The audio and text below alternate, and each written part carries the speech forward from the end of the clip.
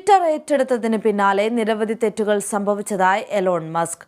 ഒരു roller skater യാത്ര പോലെയാണ് ട്വിറ്ററിനെ നടത്തിക്കൊണ്ടു പോകുന്നതെന്ന് BBC-ക്ക് നൽകിയ അഭിമുഖത്തിൽ മസ്ക് പറഞ്ഞു.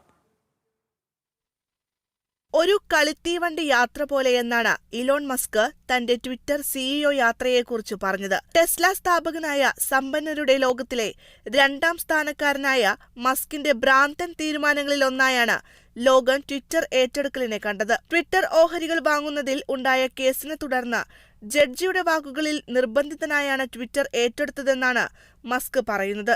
അർഹനായ വ്യക്തി ട്വിറ്റർ വാങ്ങാൻ സന്നദ്ധനായാൽ കമ്പനി വിൽക്കാൻ തയ്യാറാണെന്നും മസ്ക് അഭിമുഖത്തിൽ വ്യക്തമാക്കി. ട്വിറ്റർ നടത്തിപ്പ് ഒരിക്കലും മടുപ്പിക്കുന്നതായിരുന്നില്ലെന്നും ഏറ്റെടുക്കാനുള്ള തീരുമാനത്തിൽ കുറ്റബോധമില്ലെന്നും മസ്ക് വ്യക്തത വരുത്തുന്നുണ്ട്. ഏറെ വെല്ലുവിളികൾ നിറഞ്ഞതാണെങ്കിലും ട്വിറ്റർ ഏറ്റെടുത്തത് ഏറ്റവും നല്ല തീരുമാനമായിരുന്നുവെന്നും മസ്ക് അടിവരയിടുന്നുണ്ട്.